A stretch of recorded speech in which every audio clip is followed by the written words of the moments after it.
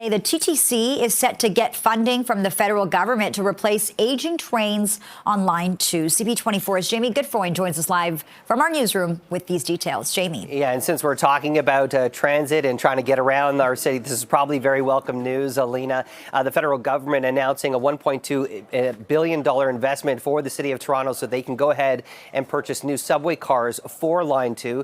So that $1.2 billion is going to go towards the purchase of 55 new subway cars to help people get to where they need to go. This is an announcement that was made by Deputy Prime Minister and Finance Minister Chrystia Freeland alongside Ontario's Finance Minister and Transportation Minister and Mayor Olivia Chow.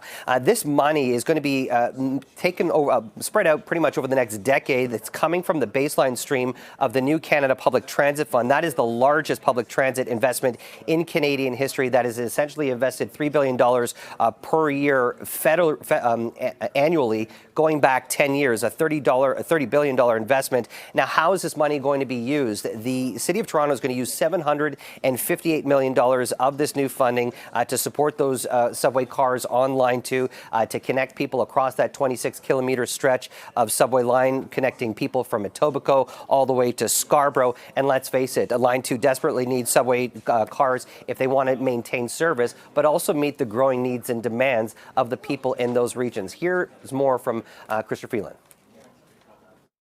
So many people in Toronto depend on it. It runs through my riding as well.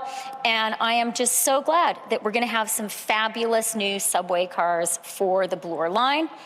As an added bonus, these cars are manufactured here in Canada, here in Ontario, in Thunder Bay. So this is about great public transit for the people of Toronto and great jobs for the people of Thunder Bay.